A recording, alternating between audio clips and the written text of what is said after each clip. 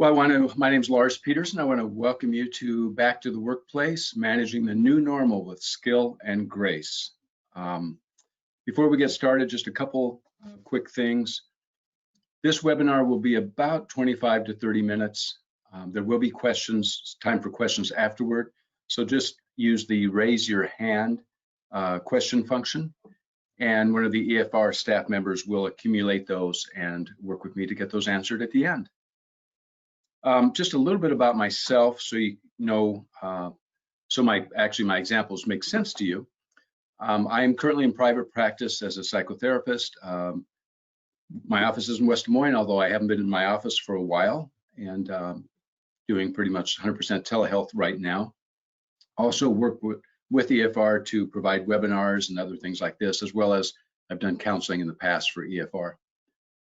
In addition, I work with family businesses to manage the succession process and communication, and so kind of a wide variety of things, but most of my background actually has been in business in different workplaces. And actually the office I'm in right now that I share with 6 or 7 other private practice therapists, we're all kind of working this out, how we stagger and bring clients back and when we do that. So definitely a topic that's fresh on my mind. So with that, we will just jump right in. So today's objectives really understand the key challenges and stressors associated with returning to a dramatically different workplace. Learn practical strategies, emphasis on practical for managing the stress and anxiety inherent in the new normal. And then also, hopefully on a practical level, gain insight into how to communicate your needs while being compassionate with others who may have different perspectives. So it's a stressful time and it makes it tricky, especially as we'll talk about later when some of our colleagues don't hold our same ideas. So this is from Carolyn Walsh with Gartner. It's clear that the challenge of returning to the workplace isn't just an operations challenge, it's a human challenge. Emphasis on human. And this is really what today's presentation will be about. There are numerous articles and presentations and resources out there in terms of management issues with coming back. Do we do a combination, a hybrid of keeping people at home part of the time, coming in the office? How do we learn how do we use what we learned during COVID, the stay-at-home part of COVID, to inform us as we move forward? Legal issues. So this is really not about any of those. This is more about the human aspect. And so hopefully it'll be very practical to all of you. I would urge you to either take some notes or reflect on things as we hit some reflection points, and I'm going to ask you to do that. What I don't want you to do is to say 6 months from now, you know, that's a pretty good webinar back in June sometime. Geez, what was that about again? I think his name was Ole Svensson or something, or, you know, and so that's what I don't want. What I really hope for you is that there's some things you can take away and use, so it's practical. So change, simple definition of change is something old stops, something new begins. It could be a job change, it could be a divorce, it could be a relationship change, it could be right now a lot of people have kids getting ready to go to college. That's a pretty major change. And then obviously all the changes associated with COVID. So really, foundationally, what today's presentation is about change and how to adapt to change.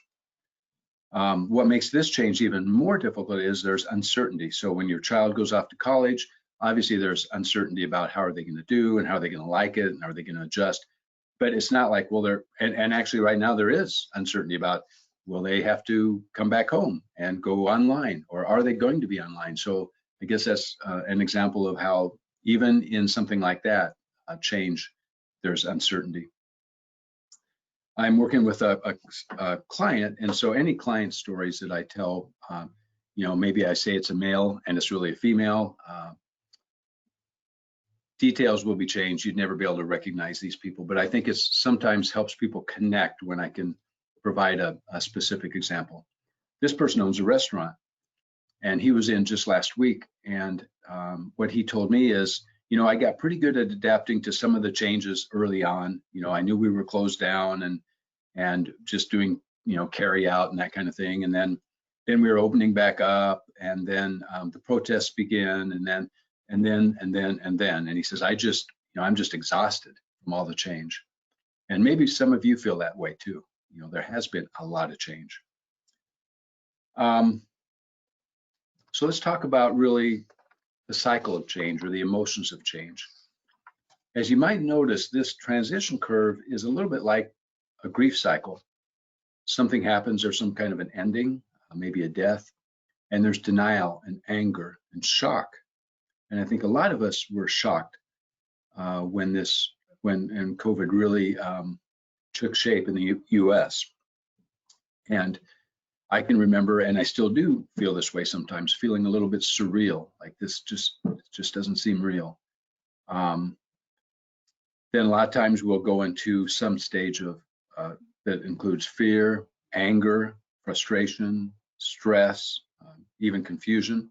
And that confusion oftentimes continues into that bottom area of approach avoidance, where a lot of ambivalence. We know things have changed. We get that now. We're not denying that. We're not in shock any longer, but we're really not sure what's going to be next or how we're going to do what's going to be next. So that ditch of doubt really represents a lot of ambivalence. Then we start maybe with some skepticism accepting the new normal. And maybe we start getting creative. I was listening to a podcast yesterday by an organizational consulting firm just about how they were able to get very creative in their remote meetings, and how they're actually going to take some of the things they learned during having these remote meetings into the office. So creativity can be a piece of this. Then as we go further up the curve, there might be some enthusiasm, but still some anxiety. And then there's the new beginning. And although this makes it look like it just goes one way, you can see by that middle circle, it goes back and forth. We go a ways and we come back, and we go a ways and we come back. And with COVID and all the different news and the different things we've been learning, and so much still not known, there's definitely been a lot of that. So it's important, I guess, on this slide also to recognize that everything on here could be considered normal. That if you've gone through these, it's normal. One of the real takeaways from this presentation, I hope, is that this is hard. And if it's not so hard for you, if you're really good at adapting to change, or for whatever reason, this has not been hard. I've got a few clients who are kind of joke about, they were social distancing before social distancing became a thing. They're pretty introverted and very good at entertaining themselves. So in some ways, it wasn't as hard for them, but it is hard for others. So that's a kind of a key piece to keep in mind. And of course, context is important. Change is fun and exciting. We just got a new job that we applied for and that we've been seeking out, and it feels good. Change we didn't choose, a lot harder. I'm working with a woman who was in a very difficult work situation. She and her boss clashed, would be a nice way to say it. The boss was very harsh and critical. She felt forced out. That's been very hard for her to adjust to. She didn't choose that. Change that we didn't choose, coupled with uncertainty, can be even harder. So in her case now, she's been at home for pretty much since the beginning, but now her particular organization is talking about going back. And what's that going to look like? And what's that going to be like? And how's that going to affect her and her family? So let's talk just a minute about the threat system. We all have a threat system built into us. It's this: we're experts at detecting and responding to threat.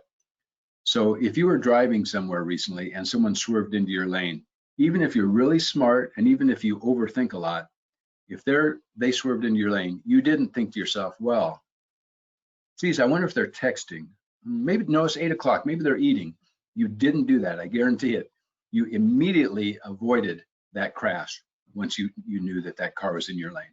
So this fight, flight, or freeze, this threat detection and response system is built into us. As you can see, one of the reasons I like this slide is, with the way the person's dressed with that animal skin, it kind of portrays that this has been around forever, which it has. But with the sneakers, it portrays that, yep, it's still with us.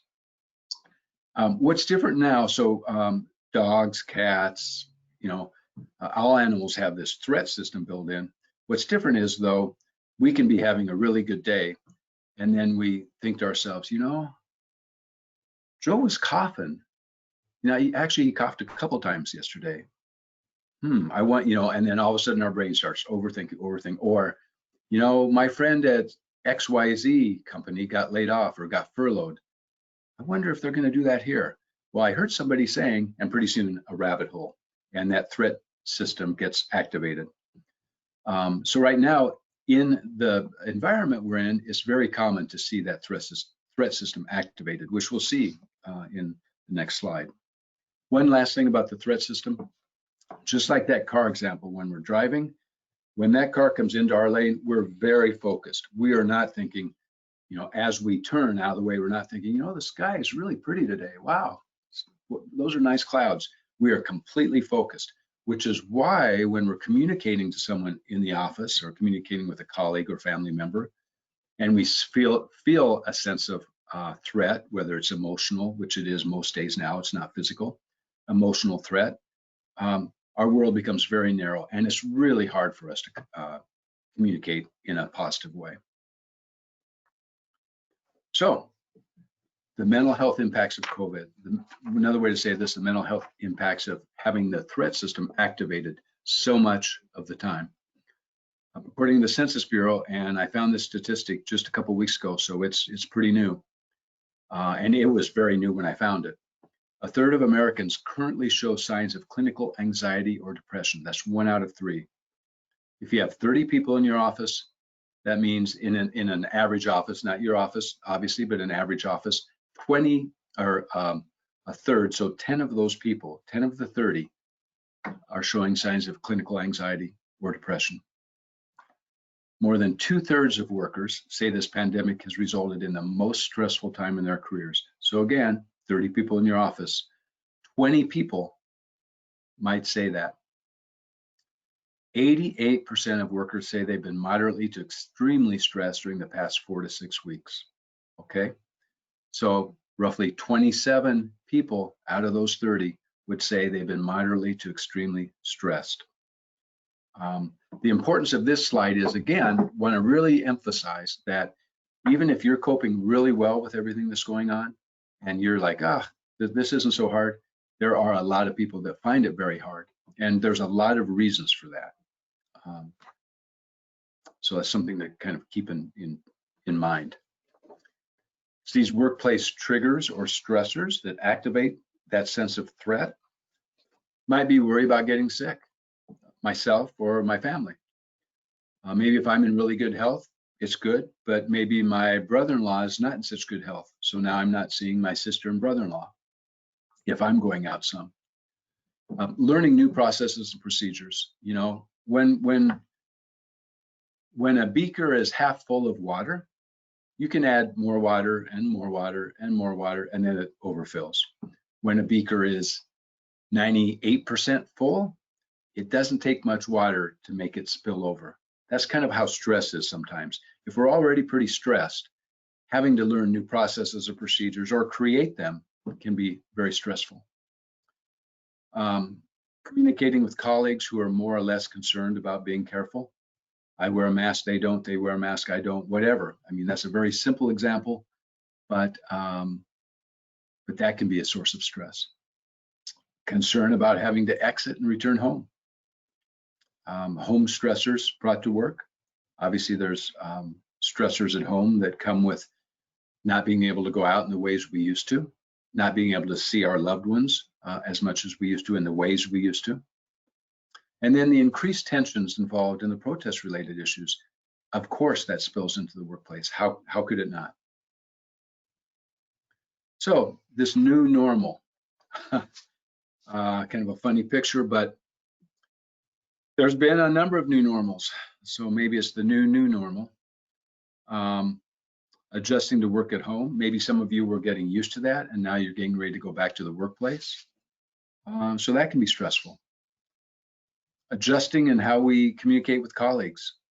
In that same podcast I referenced, they were talking about how in their Zoom meetings, which they had regularly, there wasn't a lot of small talk, and people were truly interested, like, well, how are you doing? And how's it going with the kids, and having them there while you're trying to work. And they were truly interested in things like that. Now that this particular group is back in the office quite a bit of the time, small talk has returned and old patterns have returned.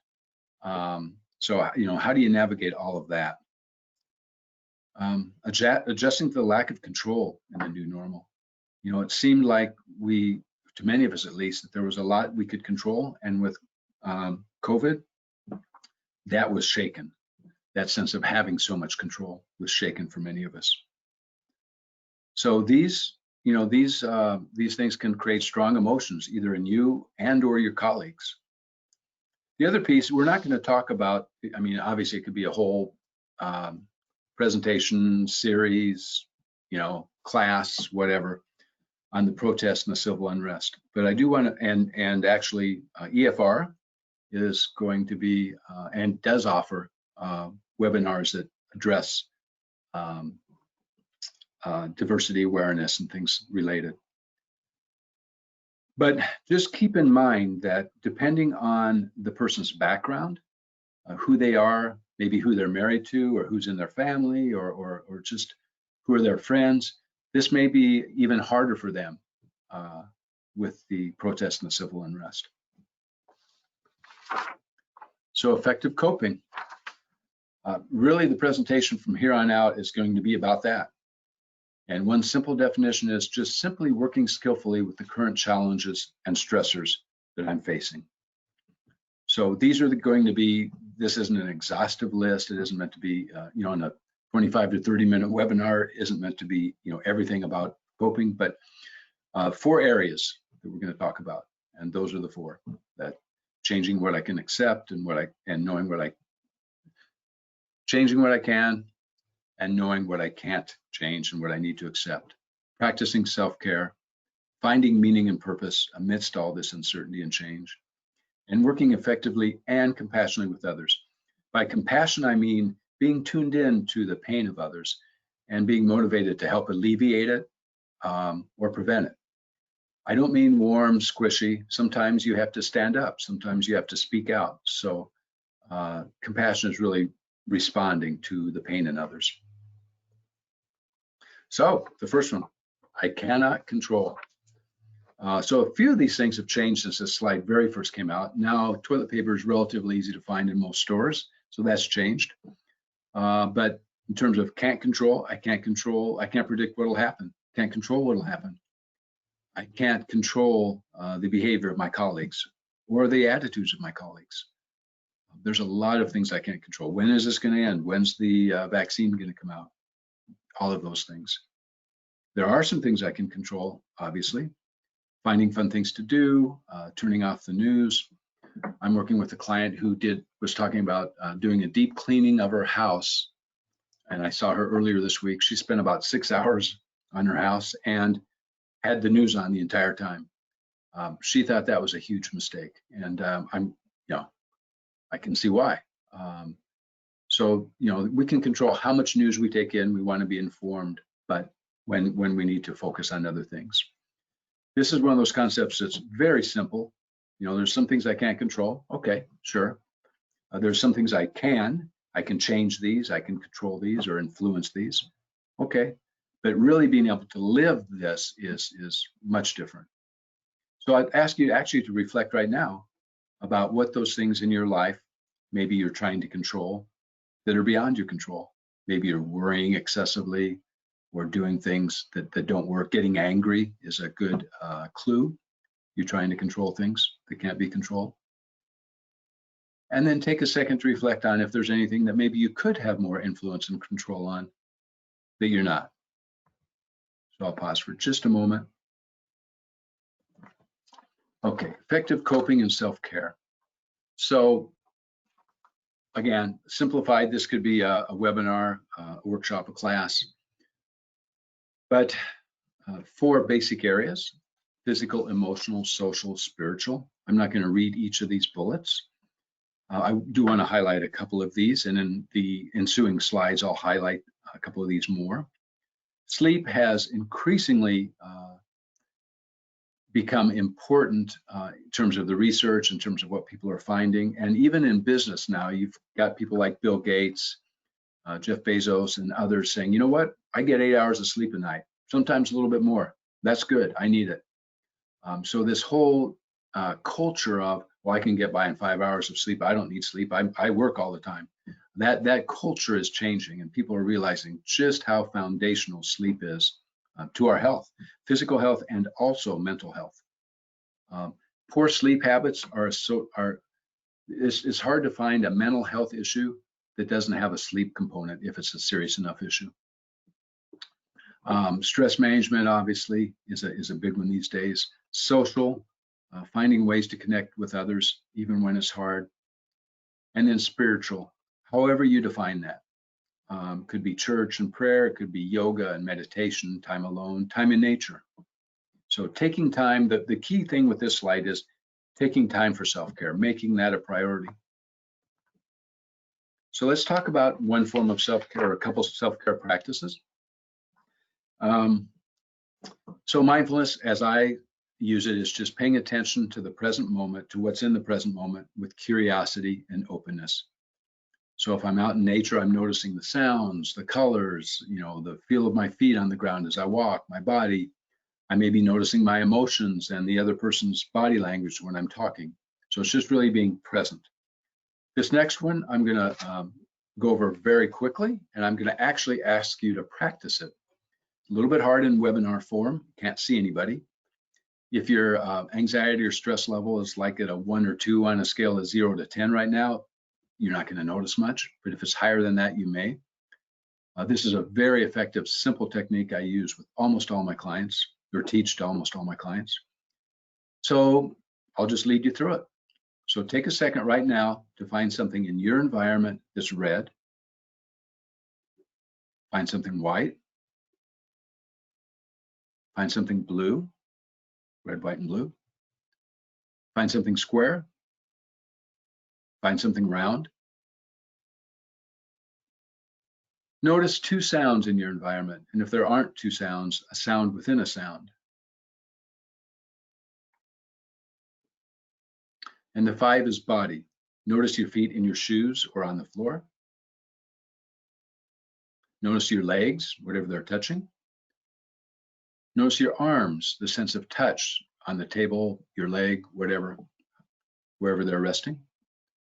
Notice your breath, the chest and the stomach expanding and contracting, that feeling. And notice one other thing about your body, your choice.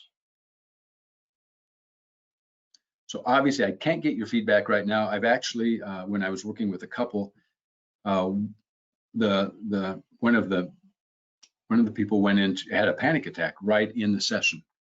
The other person was talking, I think, about breaking up and some other things, really difficult for this other person to hear.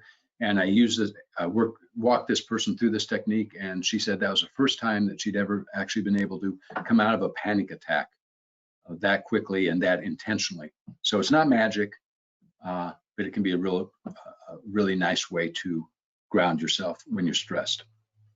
Deep breathing, especially if the breath is twice as long, the exhalation as the inhalation, it lets your body know, no threat, we're good, I'm not breathing shallow.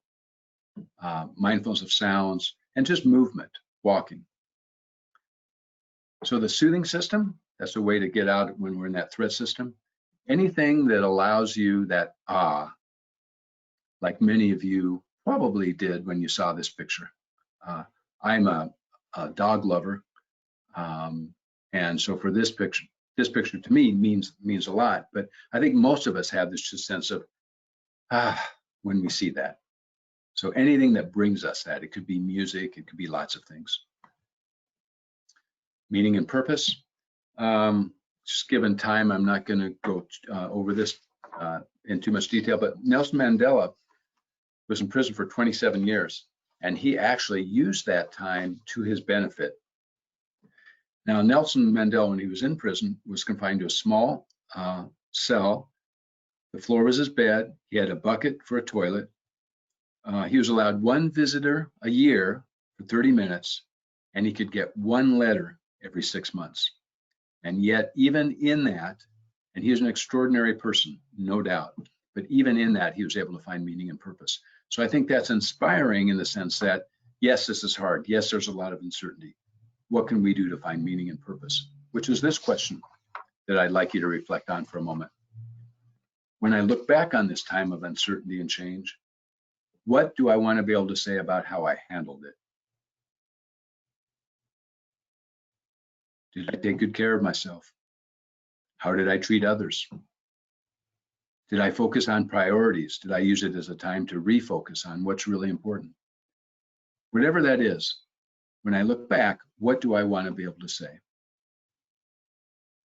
It's a really important question, at least to me.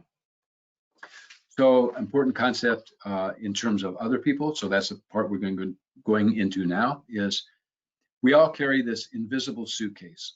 So, and especially if you're a private person, you may have a lot of relationship problems.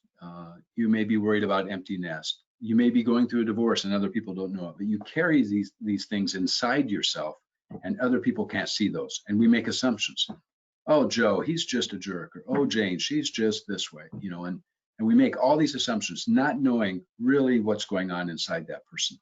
So that's the invisible suitcase. These are clues. I'm not going to read all of these, but the key thing is there might be something going on with one of our colleagues. If there's changes in behavior, there's behavior that is odd and unusual for them. So any of these bullet points might point toward, especially if there's a pattern of these, might point to, wow, yeah, Joe, Jane, whomever is having a hard time right now.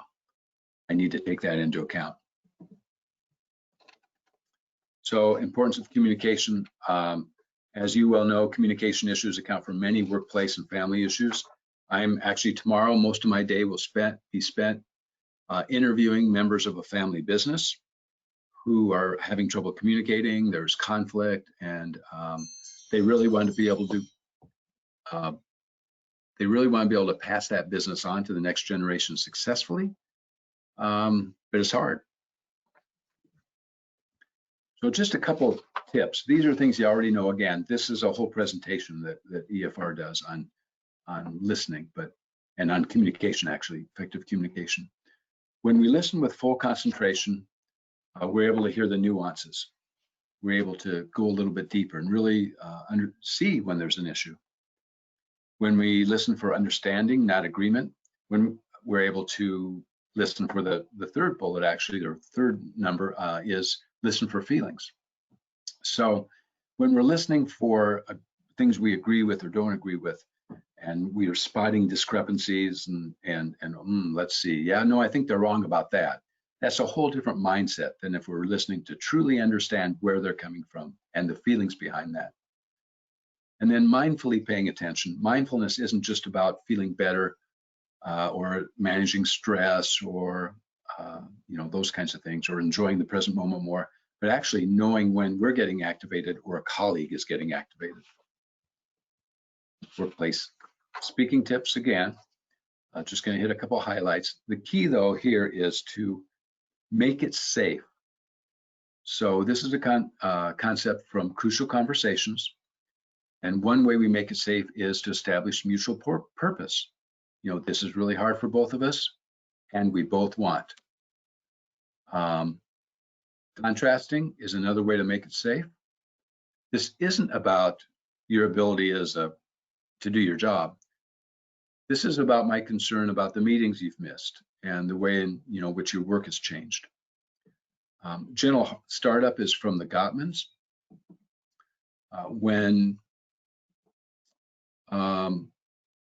When I see you saying this, I feel hurt. Or when you have a meeting and I'm left out, I feel hurt or I'm disappointed, and I'd really like it if you could include me. So that's really, the gentle startup is really a way to start up a conversation without it going south from the beginning. And the Gottmans, who specialize in communication and couples counseling, they've been each Julie and John Gottman have spent over 40 years working with couples on communication issues. 90 in their research, and they've done a lot, 96% of conversations that start out poorly end poorly. So really important piece is how to start conversations, which is this next slide, the 80-20 rule. A few things really matter and a lot of things don't. So it really matters how you start out a conversation. It really matters that you realize that people might have an invisible suitcase, that they're carrying some issues that they're not bringing out, and it's hard for them. It really matters that we get good sleep. So there's a few things that really matter, a lot of things that don't. Getting good at recognizing those. A little bit like the what I can and can't control. This is what I should focus on or what I need to let go of. So advice from Ziggy as we get ready to wrap up. Basically, everything is subject to change without notice. We've lived that, all of us, to some degree. And now I want, as we end and then take a couple questions, I want you to fill in the blanks, either written or on a computer or at least in your mind, to these questions. In this webinar, my key takeaways are: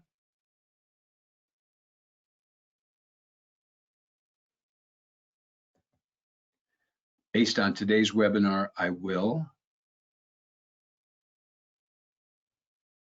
Even just one or two things that you'll change. And to start doing the above, I need to set my alarm to get up earlier, go to bed earlier, put the brownies downstairs and bring the veggies upstairs, whatever it is. All right, so again, this webinar is sponsored by EFR. Key thing with this slide is that they offer a lot of free and confidential services for you and anyone living in your household. It says 6 in-person counseling sessions per issue per year, but those are right now being done via telehealth. 24-hour support if you wonder if what you're struggling with, whether it's a work issue or a personal issue, could be helped by talking to someone at EFR. Simply call that number and find out. And you can see that they do a lot of different things, a pretty comprehensive set of services. So with that, I'll turn it over to Johanna, who's going to be managing any of the questions that have come in. Thanks, Lars. We have one question already, and it says, how do you think employees and people in general will be affected if there is a second wave this fall and companies again revert back to employees working from home and social distancing becomes mandated? I mean, that's a lot of people's worst fear, right? So it'll just be, now we're into the new normal. And that's why just being able to adapt to change is so critical right now. I think it'll be hard. I think in some ways it'll be easier than the first time because people will have the technology at home now, or maybe the home office established, or maybe some things in place that they didn't the first time. So in some ways that'll be easier, but in some ways it'll be harder because it's like, oh, come on, we thought we had this heading the right direction or in a good direction, and now we have what seems like a major setback. So I think it'll be very mixed, and it'll depend on the person and the industry they're in. Thanks, Lars. We have a request from someone. Can we please see slide number 19 again? 19. Well, let me see if I can. 19. Okay. There you go. And were there any specific questions about that, or just wanted to get a handle of what was on there? There were no questions specifically about it, just wanting to see it again. We always say at EFR, everyone carries an invisible suitcase with them, and that is the reason why employers need to have employee assistance program benefits in place, because you never know what's going to be inside someone's invisible suitcase. So I think for those of you joining us today, take a look at this, and the invisible suitcase is with you regardless of whether there's COVID-19 or things going on in the world that are unsettling. And so if you feel like you have any of these in your invisible suitcase, definitely reach out to EFR. We are just one phone call away. I have a couple of questions that I'll answer. They're not for Lars, they're more for me. People asking if the slides will be available. We don't send the slides out. However, we do publish the recording of this to our website, which is www.efr.org/webinars. And usually we get the recording up within about 24 hours. So I would say check back tomorrow around lunchtime, and you should hopefully see the recording. We have a question for Lars. It is, I tell myself I want to truly consider others' viewpoints and situations. However, I keep making excuses for based on what I think others are thinking. What suggestions do you have for me to work on being present in the moment and not trying to explain away everything? So the present in the moment, that's a skill, a mindfulness skill that can be practiced. There are a lot of resources out there, and EFR can provide some of those in terms of learning how to be more mindful, to be more present. And I think that's a really interesting question, because when we're on automatic pilot, when we're not being mindful and we're just reacting, then yes, we're not going to be as skillful.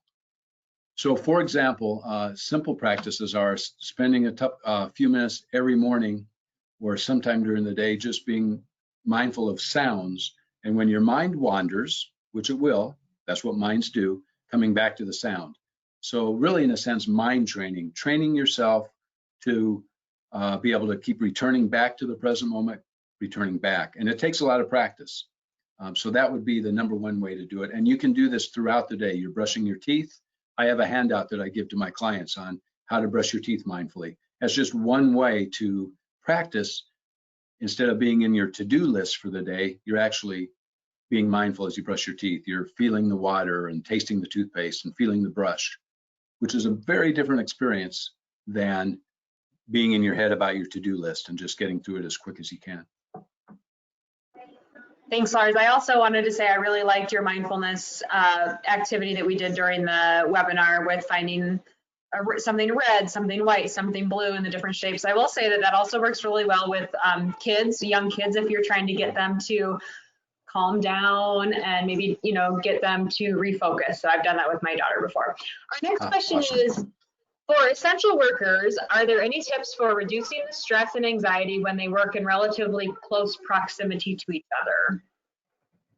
Wow, that's a good question. That's such a hard one. I mean, obviously, beyond any of the safety considerations that you can put into place, it would be really practicing good self-care, really taking care of yourself as much as you can, getting really good sleep, exercising, you know, doing whatever you can to keep your immune system strong and your stress level down through those things that are soothing for you and that reduce stress for you. So again, kind of back to that self-care and mindfulness and soothing, those slides. And also just being aware of when you are triggered, what kinds of things trigger you, and working with those. And I guess the last thing is, if it gets to be just too hard, EFR is a great resource just to reach out and be able to talk to somebody about your concerns. All right, we have another question. It says, do you have any tools to help someone find the goals they need to cope? Some suggested goals might help me, please. Some suggested goals. So do you have tools to help someone find the goals they need to cope? So I'm not quite sure how to answer that. The way I would answer that would be slightly differently. I would ask you to consider the values that you want to help guide you through this. So values being almost like a North Star. I want to be this kind of dad or mom or partner or coworker, employee, employer, manager. This is how I want to be.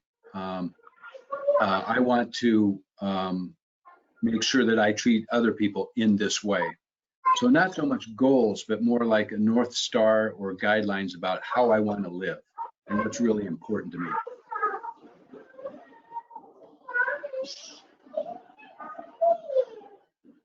All right, I think that's it for our questions. I just want to thank everyone again for joining us today, and thanks, Lars, for sharing your expertise. Just as a reminder, we do have one more webinar in June. It's on Wednesday, June 24th at 2 p.m., and it is Peaceful Mind in the Midst of Uncertainty. So please go to www.efr.org to register for that. When you go to our website, there will be a red banner at the top and it will say click here for more information related to COVID-19, and that will take you to a landing page for all of the different resources we have for COVID. And again, don't forget to reach out to your EAP benefit. We're available 24/7, 365. Thanks, Johanna.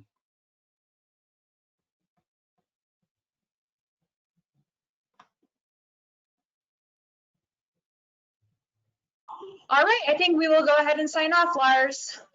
Okay, thank you. Thanks, everyone.